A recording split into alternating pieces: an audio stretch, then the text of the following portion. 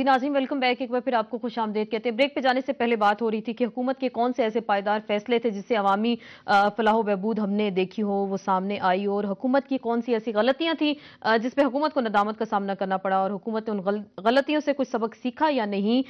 اسی حوالے سے ہم بات کرتے ہیں نبیل گبول صاحب سے۔ اب ہم بات کریں شیخ رشید احمد صاحب سے، لاہور میں ہمارے ساتھ موجود ہیں، سربراہ ہیں عوامی مسلم لیگ کے۔ شیخ صاحب، آپ کو کیا لگ رہا ہے جب سیاسی حالات کی ہم بات کرتے ہیں،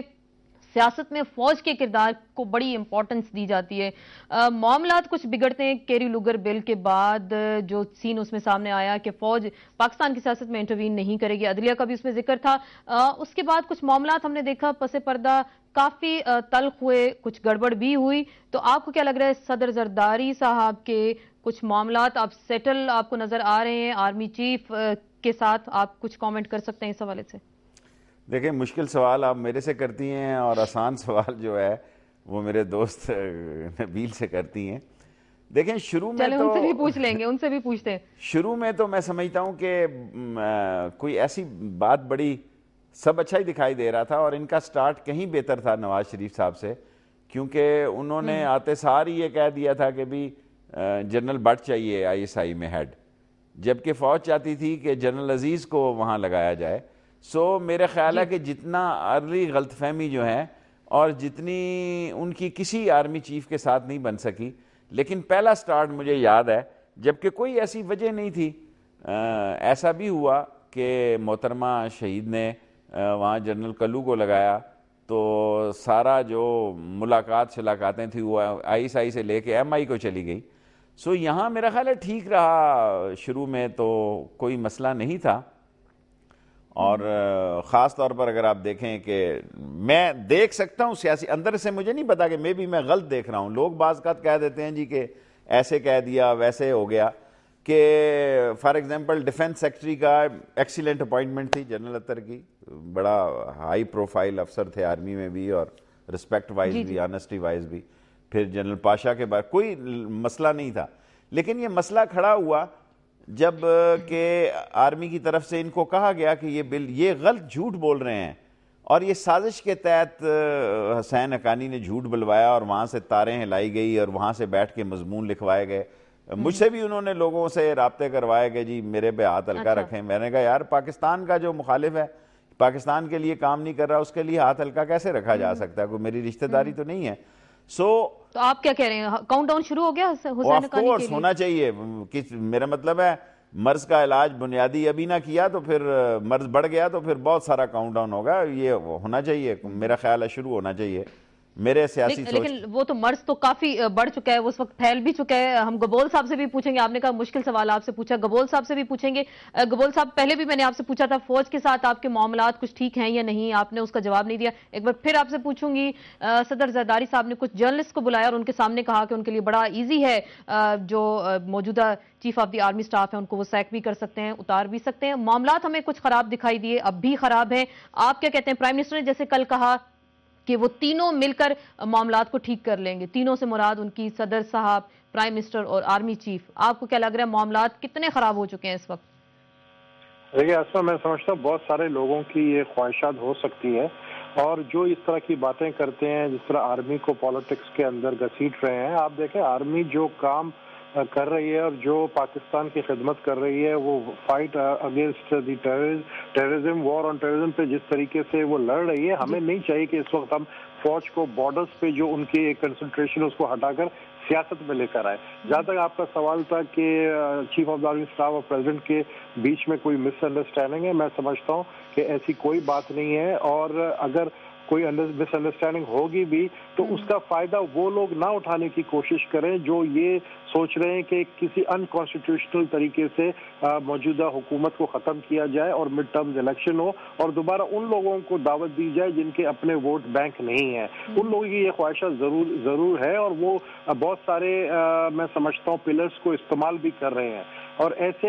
خواہشات رکھنے والے لوگ تو آپ کو پتہ ہے پاکستان میں بہت پہلے سے ہمیشہ سیاسی حکومت کو گرانے میں سرگرم رہتے ہیں۔ جہاں تک پریزیڈنٹ کے اوپر یہ بات آئی کہ ریزائن وہ کریں گے اور پریزیڈنٹ کو ہٹایا جائے گا، تو میں سمجھتا ہوں کہ یہ پھر اگین ایک غیر جمہوری ایک سوچ ہے جو عوام کے اندر پھیلایا جا رہا ہے، جان بوجھ کے پھیلایا جا رہا ہے۔ اگر آپ کو پریزیڈنٹ کو ہٹانا ہے تو پریزیڈنٹ کو ہٹانے کے جس طریقے سے آپ نے این آر او کے خلاف پارلیمنٹ میں اپنی یونٹی شو کیا، اپنا اسٹرینتھ شو کیا، آپ پریزیڈنٹ کو ہٹانے کا ایک ہی طریقہ ہے کہ آپ امپیچمنٹ کر سکتے ہیں پریزیڈنٹ کی، جو ایک جمہوری طریقہ ہے۔ لیکن غیر جمہوری طریقے سے اگر آپ یہ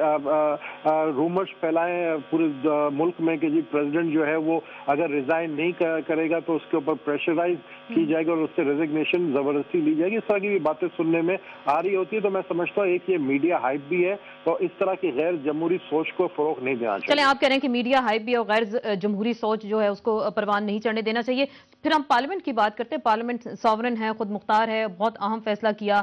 پارلیمنٹ میں جو موجود جماعتیں این آر او کے حوالے سے۔ آپ آنے والے چند دنوں میں پارلیمنٹ میں اپنی شو آف پاور کیسے کریں گے، کس طرح سے اپنے نمبرز پورے کر کے دکھائیں گے؟ کچھ جو نیکسٹ سیشن ہے یا جو موجودہ سیشن ہے کسی بھی بل کے حوالے سے کوئی قرارداد ایسی پیش کر سکتے ہیں جس پہ آپ کو تمام پارٹیز کی سپورٹ حاصل ہو؟ پارلیمنٹ میں کس طرح سے اپنی پاور کو آپ شو کریں گے آنے والے چند دنوں میں؟ پتہ چل جانا کہ سب لوگ آپ کے ساتھ ہیں۔ ہم اپنے پاور شو بالکل کریں گے اور وہ شو ہوگا، میں سمجھتا ہوں 17 امینڈمنٹ کا خاتمہ اور 18 امینڈمنٹ کا جو ہے دوبارہ جو ہے 18 امینڈمنٹ لانا۔ اب 18 امینڈمنٹ کے اندر جس طرح شیخ صاحب نے بہت اچھی بات کی ہے کہ کوئی بڑا مسئلہ نہیں ہے 17 امینڈمنٹ کے اندر، 58(2) بھی سب سے اہم ایک شک ہے جس کا خاتمہ ضروری ہے۔ لیکن تھرڈ ٹائم پرائم منسٹر پہ کہا جا رہا ہے کہ زرداری صاحب باقی تمام اختیارات پارلیمنٹ کو دے دیں گے، تھرڈ ٹائم پرائم منسٹر پہ وہ کوئی ایسا سٹینڈ نہیں لیں گے، کوئی فیصلہ سامنے نہیں وہ لے کر آئیں گے۔ دیکھیں میں اس پہ اس لیے ابھی کچھ نہیں کہہ سکتا ہوں کیونکہ یہ ڈیسیشن ظاہر ہے پیپلز پارٹی کی اپنی جو ہے لیڈرشپ کی ہوگی، وہ ظاہر ہے سینٹرل کمیٹی کی ایک میٹنگ ہو رہی ہے 13 تاریخ کو ایوان صدر میں، اس میں وہ جو بھی فیصلہ کریں گے۔ لیکن میں سمجھتا ہوں کہ یہ اتنا بڑا ایشو نہیں ہے۔ میں کہتا ہوں کاش اگر ہمارے سیاسی لیڈران جتنے بھی ہیں، چاہے وہ پاکستان پیپلز پارٹی کے ہوں، چاہے وہ مسلم لیگ نون کے یا ساری جماعتوں کے ہوں، میں صرف یہ چاہتا ہوں کہ عوام اس وقت ہماری طرف این آر او کی طرف نہیں دیکھ رہے ہیں، کیری لوگر بل کو نہیں دیکھ رہے ہیں، عوام دیکھ رہے ہیں کہ ہمیں جس طرح شیخ صاحب نے کہا چینی نہیں مل رہا ہے، یعنی ہمیں چینی دیں، آپ کے اپنے لوگ ہیں، ان کی اپنی ملز ہیں، شوگر ملز ہیں، آپ کے لوگوں کی شوگر ملز ہیں سندھ میں، پنجاب میں، آپ لوگ دیں، پرووائڈ کریں۔ ہمیں چینی نہیں مل رہی ہے، عوام کو چینی نہیں مل رہی ہے، اس کے اوپر اپنی یونٹی شو کرے پارلیمنٹ میں۔ لوگوں کے بنیادی مسائل ہیں، لا اینڈ آرڈر، لیکن آپ لوگ تو پھر مشورہ دیتے ہیں نا چینی نہ کھائیں، چینی نہیں ہے تو چینی مت کھائیں۔ شیخ صاحب جیسے مشورہ دیا جا رہا ہے کہ چینی نہیں ہے، چینی کا بائیکاٹ کر دیں، اور آپ نے کہا کہ غریب کی صبح چینی سے ہی ہوتی ہے جی، تو آپ کی تو گورنمنٹ کی بہت ساری کوتاہیاں ہیں، سیاسی فیصلے گبول صاحب اگر کرتے ہیں تو اس میں بہت ساری کوتاہیاں آپ کے سامنے آتی ہیں، وعدے کرتے ہیں پورے نہیں کرتے، عوام کو چیزیں آپ مہیا نہیں کر سکتے، چینی نہیں ہوتی ملک میں، لوڈ شیڈنگ کا بحران ہے، گیس کی لوڈ شیڈنگ ہے، تو بہت سارے مسائل ہیں، سیکیورٹی کا مسئلہ ہے۔ شیخ صاحب آپ کو کیا لگ رہا ہے؟ چینی نہیں ہے اس وقت ملک میں، دیگر جیسے مسائل کا میں نے ذکر کیا، تو گورنمنٹ کہہ رہی ہے کہ ہمیں کرنی چاہیے، ہماری کوتاہی ہے، کہاں گورنمنٹ کی کوتاہی ہے، کہاں گورنمنٹ جو ہے معافی مانگے گی؟ حکومت تو کر رہے ہیں، پھر دو چار باتیں تو کچھ نہیں فیسیلیٹیٹ کر رہے، دو چار باتیں بڑی اہم کر دی ہیں نبیل صاحب نے، اس پر میں بات کروں گا۔ پہلے تو چینی کے بارے میں اس سادہ قوم کو پتہ ہونا چاہیے کہ یہ چینی کے کارخانے زیادہ تر یا صوبائی حکومت کے ہیں یا مرکزی حکمرانوں کے ہیں۔ یہ چینی کا لائسنس جو ہے شوگر لگانے کا ویسے نہیں ملتا تھا کسی دور میں بھی، یہ سیاسی رشوت میں ملتا تھا، اور موسٹلی یہ لوگ اپنے نام ہی لیتے ہیں، ایک تھرڈ پارٹی آگے لگا کے، فرنٹ مین آگے لگا کے، اور جتنے قرضے انہوں نے اتار دیے ہیں مل کے، ایک مل سے یہ 2 ملیں اگلے سیزن میں بنا لیتے ہیں، بینک کے قرضے بھی اتار دیتے ہیں، ان کو کوئی فکر نہیں ہے۔ ان کا بزنس جو ہے یہ ان کے اپنے ایس آر او بنتے ہیں اور بدلتے ہیں، اور غریب دھکے کھانے کے لیے اور ووٹ دینے کے لیے پیدا ہوا ہے۔ سو میں اس سے ہٹ کر ایک سیریس بات کرنا چاہتا ہوں، ابھی نبیل میرے دوست نے کی ہے کہ جی آرمی چیف کی بات، کوئی آسان کام نہیں ہے، نہ آصف زرداری اتنا بچہ ہے، کیونکہ میں نے ایک ہی ملاقات کی ہے، اس میں اندازہ کیا کہ میں جتنا سمجھتا تھا کہ اس سے کہیں زیادہ چلاک ہے۔ سو یہ سمجھنا کہ وہ چیف آف آرمی سٹاف سے بڑی افواہیں پھیلی جا رہی ہیں، نہ آرمی اتنی سوئی ہوئی ہے پاکستان میں، اور نہ آصف زرداری اتنا بچہ ہے کہ وہ ایسا قدم خام خواہ اٹھائے گا اور آ بیل مار، اور اس نے آ بیل مجھے مار، اور اس نے جو 2 قدم پیچھے، اگر آصف زرداری نے جانا ہوتا تو